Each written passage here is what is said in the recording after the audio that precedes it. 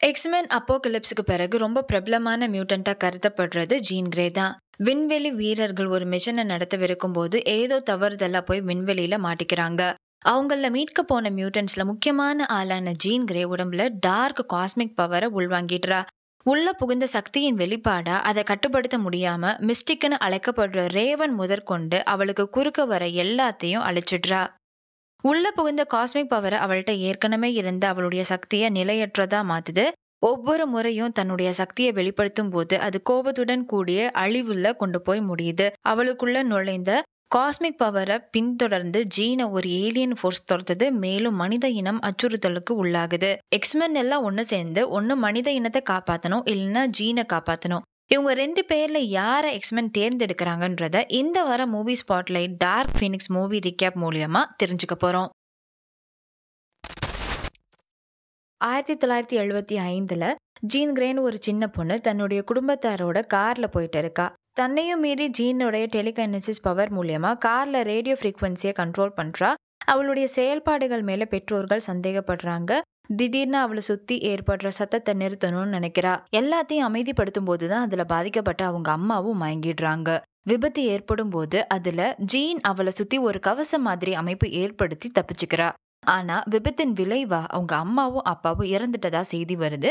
இறந்த செய்திய அவளுக்கு சொல்றது யாருன்னா அவளை மருத்துவமனையில இருந்து மீட்டு கொண்டு போக வந்திருந்த ப்ரொஃபசர் சார்ல்ஸ் சேவியர் தான். ஜீன் அவள்கிட்ட இருக்க சக்தி எப்பயுமே மத்தவங்களுக்கு ஆபத்தா தான் இருக்கும்னு நினைச்சா. ஆனா சேவியர் ஜீன்ட்ட அவளுக்கு இருக்க சக்தி அவளுக்கு கிடைச்சிருக்க ஒரு பொக்கிஷம்னும் அதை சரியான விதத்துல உபயோகப்படுத்த தான் கத்து தரதா சொல்லி ஜீனை சேவியர்ஸ் ஸ்கூல் ஃபார் கிஃப்டட் சில்ட்ரனுக்கு கூட்டிட்டு வராரு. அங்கதான் சார்ல்ஸ் ஒரு தவறு செஞ்சிட்றாரு. ஜீனை ஸ்கூலுக்கு கூட்டி வர்றதுக்கு முன்னாடி விபத்து ஏற்பட்ட அவளுடைய ஞாபகத்தை அழிச்சிடுறாரு. அதே போல ஹாஸ்பிட்டல்ல நடந்த வேறு ஒரு நிகழ்வையும் ஜீன்ட்ட இருந்து மறைச்சிடுறாரு சார்ல்ஸ். என்சபனூர் உலகத்தை அழிக்க முயற்சி செஞ்சு 9 வருடங்களுக்கு பிறகு 1992ல US கவர்மெண்ட் ஒரு ஸ்பேஸ் ஷட்டிலை லான்ச் பண்ணாங்க.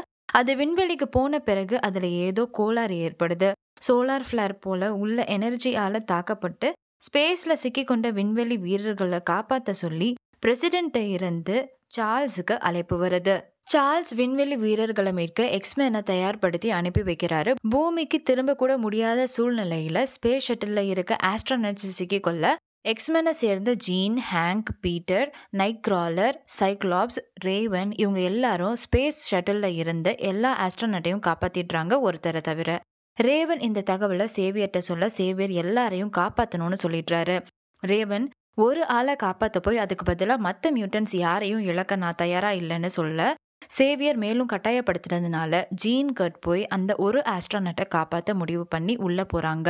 கர்ட்டும் அந்த ஆஸ்ட்ரோனட்டும் எப்படியோ தப்பிச்சு எக்ஸ்மென் பிளேன்குள்ள வந்துடுறாங்க. ஆனா ஜீன் எனர்ஜி கிளவுட்ல இருந்து அவங்கள பாதுகாக்க போய் அதுக்குள்ளார அவ மாட்டிக்கிறா. அவகிட்ட எனர்ஜி கிளவுட் நெருங்கின உடனே ஆட்டோமேட்டிக்கா எனர்ஜி கிளவுட் ஜீன் மேல அட்ராக்ட் ஆகி அவ உடம்புக்குள்ளார புகுந்துடுது. ஆஸ்ட்ரோனட்டை மட்டும் இல்ல எக்ஸ்மென் ஸ்பேஸ் வெஹிக்கிளையும் ஜீன் எனர்ஜி கிளவுட்ல இருந்து காப்பாத்திடுறா. அவ்வளோ கடுமையான விபத்தையும் தாண்டி ஜீன் உயிரோட இருந்தது எல்லாருக்கும் ஆச்சரியமாகவும் ஒரு வகையில மன நிம்மதியாகவும் இருந்துச்சு. பூமியில பாதுகாப்பா எல்லாரும் தரையிறங்கிய பிறகு பாராட்டும் பெருமையும் எக்ஸ்மென் டீமுக்கு கிடைச்சது. ஆனாலும் மியூட்டன்ஸை இவ்வளோ ஒரு இக்கட்டான சூழ்நிலையில போட்ட சேவியர் மேல ரேவனுக்கு கோபம் அதிகமா இருந்துச்சு. சொல்ல போனா ஜீன் கிரே இறந்துடுவான்னு ரொம்ப பயந்ததே ரேவன் தான். ஏற்கனவே சேவியர் பிரபலமாகி பல சமயத்துல இருந்து பேரும் புகழும் பெற்று பழகிவிட்டதுனால அதே மகிமைய அவர் பெறவும் நிலைநாட்டவும் சேவியர் மியூட்டன்ஸை தியாகம் செய்ய துணிஞ்சிட்டதா ரேவன் சேவியர் மேல குற்றச்சாட்டு வைக்கிறா. ஆனா சேவியரோ மனித குலத்தை காப்பாத்துறது மூலியமா ஒருபோது மியூட்டன்ஸை மக்கள் அச்சுறுத்தலா பார்க்க கூடாதுன்ற ஒரே காரணத்துக்காக தான் இதை பண்ணேன்னு சொல்றாரு. என்னதான் ஜீன் தான் நல்லா இருக்கேன்னு சொன்னாலும் எதுக்கும் ஒரு பாதுகாப்பிற்காக ஜீனை மெடிக்கல் செக்அப் பண்ண சொல்லி ஹேங்க்ட்ட சொல்றாரு சேவியர். ஹேங்க் மெடிக்கல் செக்அப் பண்ணதுல ஜீன் எனர்ஜி கிளவுட் அத்தனையும் அப்சார்ப் பண்ணி இருந்ததுனால அவளுடைய சைக்கிக் எபிலிட்டிஸ் ரொம்ப அதிகமா இருந்துச்சு. சொல்ல போனா மிஷின்ல காட்டக்கூடிய அளவையும் தாண்டி ஜீனுடைய பவர்ஸ் எல்லாம் அதிகமா இருந்துச்சு. ராத்திரி நேரத்துல பூமிக்கு வந்து சேர்றாங்க வேட்டு கிரகவாசி. பூமியில காலடி வச்ச உடனே அவங்க பாக்குற முதல் மனிதர்களின் உருவத்துல அவங்கள மாத்திக்கிறாங்க. என்னதான் சேவியர் சமாதானப்படுத்தி இருந்தாலும் ரேவனுக்கு அவர் மேல இருக்க கோபம் முழுமையா இன்னும் குறையல.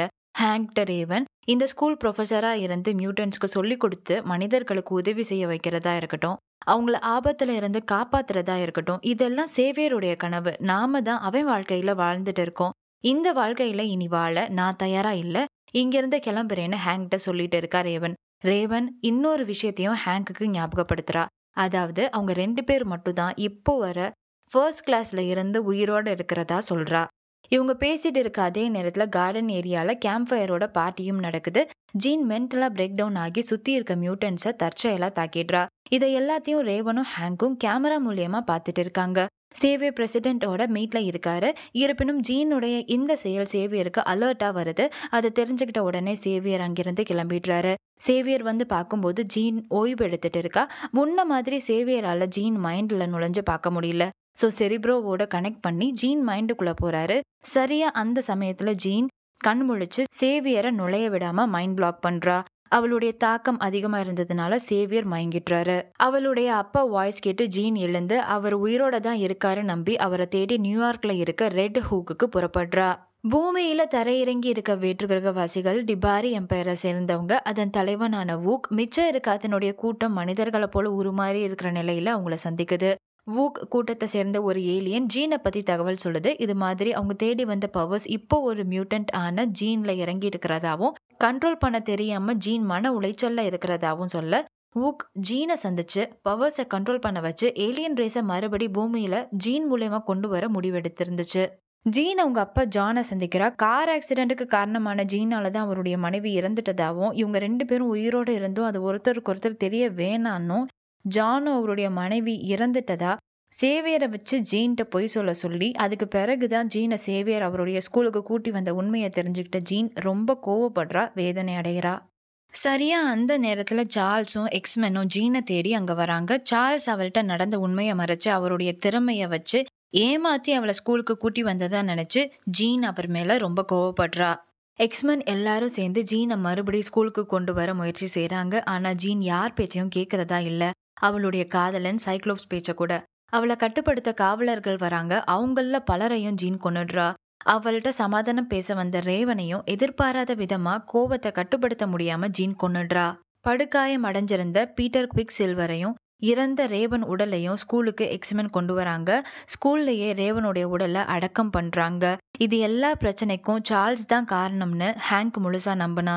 இவ்வளோ நடந்த பிறகும் ஹேங்க் சுட்டி காட்டின சார்ல்ஸ் செஞ்ச தவறுகளை சார்ல்ஸ் ஒப்புக்கொள்ள மறுத்தது ஹேங்க்கு இன்னும் கோவத்தை அதிகரிச்சது. கவர்மெண்டால ஒதுக்கப்பட்ட மியூட்டன்ட் ரெஃப்யூஜி ஐலாண்ட் ஆஃப் ஜெனோஷியால மெக்னிட்டோன்னு அழைக்கப்படுற எரிக் லென்ஜரை சந்திக்க ஜீன் வரா. சில வருடங்களுக்கு முன்னாடி தன்னுடைய சக்தியை கட்டுக்குள்ளார கொண்டு வர தெரியாம தவிச்ச எரிக் ஒரு கட்டத்துக்கு மேல பவர்ஸை கண்ட்ரோலுக்கு கொண்டு வந்த அவர்கிட்ட ஹெல்ப் கேட்கிறா. பவர்ஸை கண்ட்ரோல் பண்ண முடியாம ரேவனை கொன்ன விஷயத்த எரிக்ட இருந்து மறைச்சிடுறா ஜீன். அவளை தேடி ஜெனோஷியா ஐலாண்டுக்கு US மிலிட்ரி ஃபோர்ஸ் வராங்க. ஆனா அவங்களையும் கடுமையா எதிர்த்து சண்டை போட்டு அங்க வாழ்ந்துட்டு இருந்த மியூட்டன்ஸ் உயிருக்கு ஆபத்து நேரிடுற அளவுக்கு அவளுடைய கோவமும் தாக்குதலும் இருந்ததுனால எரிக் அவளை ஐலாண்டை விட்டு வெளியே போன அனுப்பி வச்சிடுறான். சிட்டியே ஜீனை தேடிட்டு இருந்த சமயத்துல அவளுடைய டெலிகினசிஸ் எபிலிட்டி மூலியமா மத்தவங்க அவளை பார்த்தாலும் வயதான ஆள் தோற்றத்துல காட்சி அளிக்கிற மாதிரி ஜீன் பார்ல எல்லார்ட்டையும் இருந்து தப்பி தனியா இருந்த போதிலும் அவளை சரியா அடையாளம் கண்டு வூக் அவளை சந்திச்சது. சேவியர்ட்ட சொல்லாம ஹேங்க் ஸ்கூல்ல இருந்து கிளம்பி தனியா எரிக்க சந்திச்சு நடந்த உண்மை எல்லாத்தையும் சொல்றான். ஒரு காலத்துல எரிக்கும் ஹேங்கும் 2 பேருமே ரேவனை காதலிச்சாங்க. ரேவன் இறந்த செய்தி எரிக் லென்ஜருக்கு ஜீனை கொன்னு பழிவாங்கணுன்ற எண்ணம் ஏற்பட காரணமா இருந்துச்சு. ஸோ ஹேங்கும் எரிக்கும் ஒரு டீமா ஃபார்ம் ஆனாங்க. ஜீனை சந்திச்சு வூக் அவளை கண்ட்ரோல் பண்றது ஒரு காஸ்மிக் எனர்ஜினும் அதே எனர்ஜி தான் பல வருஷத்துக்கு முன்னாடி டிபாரின்ற அவங்க ஹோம் பிளானட்டை அதை அழிச்சிடுச்சுன்னு வூக் சொல்லுது. ஜீன் மேல அந்த காஸ்மிக் எனர்ஜி கவனம் செலுத்தினதுக்கு முன்னாடி அதை எதிர்கொண்ட வேற்று கிரகவாசிகள் பலரை அதை அழிச்சிருக்கணும் வூக் சொல்லுது. ஜீன் வச்சிருக்க பவர்ஸ் மூலமா மறுபடி கிரகங்கள்ல பல உயிரினங்களையும் வாழ்க்கையையும் உருவாக்க முடியும்னு, அதே பவர்ஸை கொண்டு விண்மீன் மண்டலத்துக்குள்ள ஒரு சுப்ரீம் அத்தாரிட்டி பொசிஷனை, அதாவது உச்ச அதிகார நிலைய ஜீன் அடைய முடியும்னு வூக் சொல்லுது. ஜீனை கொல்ல எரிக்குடைய டீமும் எரிக்க தடுக்க சார்ல்ஸ் உடைய டீமும் ஜீன் இருக்க நியூயார்க் நகரத்துக்கு வராங்க. 2 கூட்டத்துக்கும் சரியான சண்டை நடக்குது. சண்டை நடந்துட்டே இருக்க எப்படியோ எரிக் ஜீன் இருக்க கட்டடத்துக்குள்ளார நுழைஞ்சிடுறான். அவளோட சண்டையிடுறான். ஆனா ஜீனுக்கு இருந்த பவர்ஸுக்கு முன்னாடி எரிக்கால அவளை ஓரளவு கூட எதிர்கொள்ள முடியல. அடுத்த கட்டமா சேவியரும் நைட் கிராலரும் ஜீனை நெருங்குறாங்க. ஜீன் அவங்களையும் தாக்குறா. சேவியர் அவருடைய மெமரிஸை படிக்க ஜீனுக்கு அனுமதி கொடுக்கறாரு. அப்போதான் ஜீன் தன்னுடைய பெற்றோர்களை ஏத்துக்க தயாரா இல்லாத நிலையில சார்ல்ஸ் அடைக்கலம் கொடுத்து அவளுக்கு நல்வாழ்வு அமைச்சு கொடுத்திருக்காருன்றத ஜீன் புரிஞ்சுக்கிறா. இதற்கு பிறகு ஜீன் எல்லா பிரச்சனையும் இந்த காஸ்மிக் எனர்ஜி எனக்குள்ளார வந்ததுனால தானே நடந்துச்சு, எனக்கு இந்த எனர்ஜியே வேணாம், முழுசா நீயே எடுத்துக்கோன்னு வூக்கிட்ட ஜீன் சொல்லி கெஞ்சுறா. வூக்கும் அதுக்கு சம்மதம் தெரிவிச்சு எடுத்துக்க தொடங்குது. அந்த காஸ்மிக் எனர்ஜியை ஜீன்ல இருந்து அப்சர்வ் பண்ணும்போது தான் தெரிய வருது, பவர்ஸ் முழுசா ட்ரெயின் ஆயிடுச்சுன்னா ஜீன் இறந்துடுவானோ அதே பவர்ஸை வச்சுதான் வூக் பூமியில இருக்க மனித இனத்தையே அழிச்சு பூமியை அவங்க கிரகவாசிகளுக்கு இருப்பிடமா மாத்திக்கணும்னு வூக் எண்ணம் கொண்டு இருந்து அதற்கு ஏத்த மாதிரி செயல்படுறத சார்ல்ஸ் புரிஞ்சுக்கிறாரு. சார்ல்ஸ் இதை நிறுத்த சொல்லி ஜீன்கிட்ட சொல்றாரு. ஆனா ஜீன் பவர்ஸ் அப்சர்வ் பண்ண தொடங்கின கொஞ்ச நேரத்திலேயே சுய நினைவை இழந்துட்றா.